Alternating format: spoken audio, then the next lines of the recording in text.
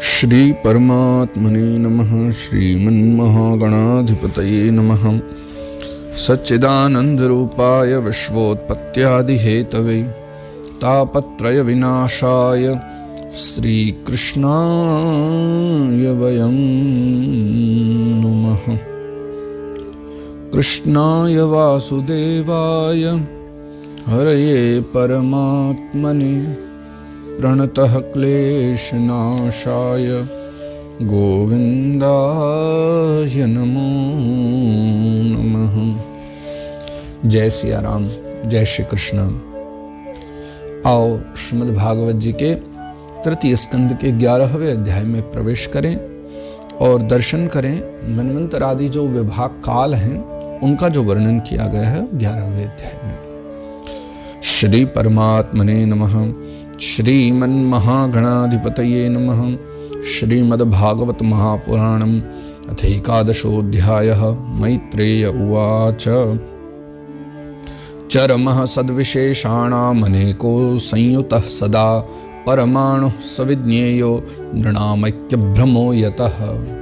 मैत्रेय मुनि कहते हैं अब कि हे विदुर जी, है ना। अब सबसे पहले तो देखिए, आपने परमाणु शब्द के बारे में तो बहुत सुना ही होगा। सबकी अपनी अपनी व्याख्या है, अलग अलग दर्शनों में, न्याय में, वैशेषिक में, सब में अपना अपना बतलाया गया है।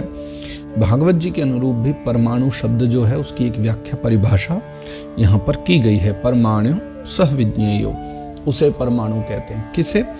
वो कहते हैं कि पृथ्वी आदि कार्यवर्ग का जो सूक्ष्मतम अंश है। देखिए, एक होता है सूक्ष्म और एक है सूक्ष्मतम, यानी जिसके और नीचे ना जाया जा सके, सबसे सूक्ष्मतम जो अंश है किसका?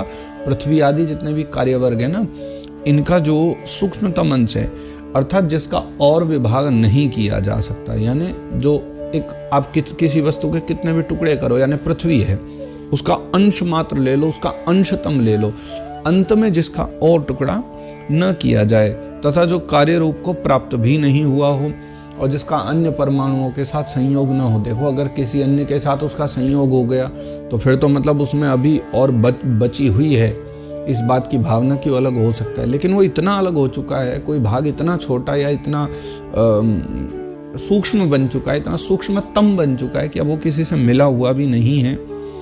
तो ऐसा जो है अन्य परमाणुओं के साथ जिसका कोई संयोग नहीं है, ऐसा जो एक भाग है छोटा सा, उसे परमाणु कहते हैं। तो इन छोटे छोटे जो परमाणु हैं, यानी सूक्ष्मतम बहुत अंश कहे गए जो हम आंखों से देख नहीं पा रहे हैं, वस्तुतः ये करते क्या है?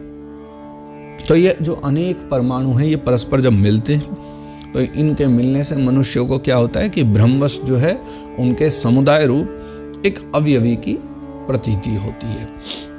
कैसे समझेंगे इस बात को? कि बड़ी सहज सी बात है, ज़्यादा इतना विचार करने की जरूरत नहीं। देखिए, एक ये पुस्तक है भागवत जी जिसे हम पढ़ रहे हैं। मान लीजिए इसमें अरबों खरबों इस समय परमाणु अंश होंगे, तो वो एक एक अंश जब बहुत सारे मिल जाते हैं, अरबों खरबों अंश जुड़ते हैं। ये सामने मोबाइल है, चश्मा है, इंसान है, मानव है, हमारे हाथ पांव हैं, पुस्तकें हैं, चौकी है, आसन है, वस्त्र हैं। ये सब क्या है कि बहुत छोटे छोटे परमाणु जब हजारों लाखों करोड़ों की अरबों खरबों की संख्या में मिलते हैं तब एक अवयवी बनता है। जैसे अनेक अंश मिल करके तब ये पुस्तक बनी है। इसके भीतर खरबों परमाणु अंश होंगे, उनसे ये पुस्तक तैयार हुई है। तो फिर ब्रह्मवश हमें क्या प्रतीति हो रही है कि अब एक पुस्तक है। वस्तुतः है तो वही परमाणु रूप, अलग अलग छिन्न भिन्न हो जाएंगे, आकाश में उड़ जाएंगे, दिखेगा भी नहीं कुछ भी, लेकिन मूलतः हमें अवयवी के रूप में पुस्तक दिख रही है।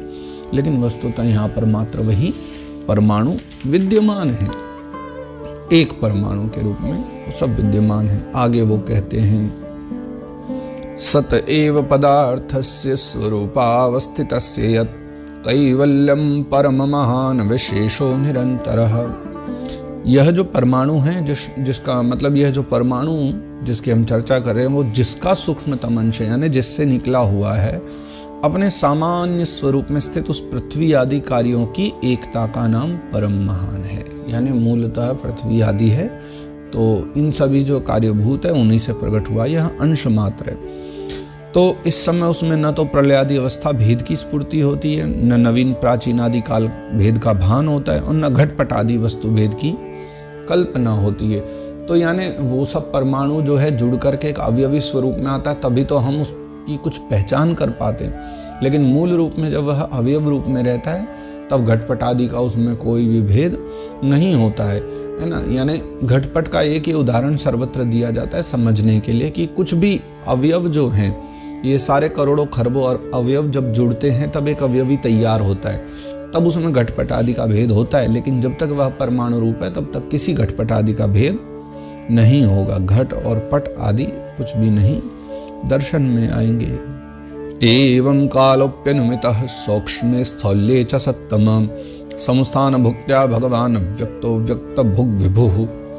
तो पर ये हमें समझाया क्यों जा रहा था परमाणु के विषय में, क्योंकि अब हम काल की चर्चा करने वाले।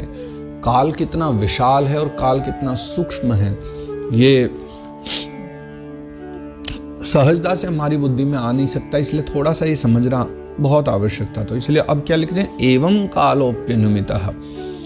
तो हे विदुर जी, मैत्रेय मुनि कह रहे हैं कि जैसे अब समझाया आपको, इसी प्रकार इस वस्तु के जैसे सूक्ष्मतम और महत्तम स्वरूप का विचार हुआ। जैसे हमने अभी देखा ना कि परमाणु रूप में बहुत छोटी सी वस्तु किसी भी अवयवी से बाहर होकर के बहुत सूक्ष्मतम रहती है परमाणु रूप में, उसी सादृश्य से यानी उसी प्रकार से अगर देखा जाए तो इसी के सादृश्य से परमाणु आदि अवस्थाओं में व्याप्त हो करके व्यक्त पदार्थों को भोगने वाले सृष्टि आदि में समर्थ अव्यक्त स्वरूप भगवान काल की भी सूक्ष्मता और स्थूलता का अनुमान किया जा सकता है।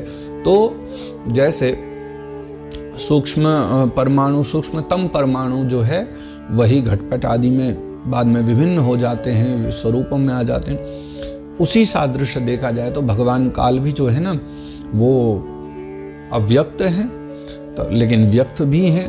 तो उसी प्रकार से जो उनका भी दर्शन हम कर सकते हैं। स्थूल रूप में भी काल भगवान का दर्शन है, यानी बड़े रूप में, और सूक्ष्म ही नहीं सूक्ष्मतम रूप में भी काल भगवान का दर्शन किया जा सकता है। वो अब कैसे होगा, वही आगे के श्लोकों में अब हमको समझाया जा रहा है।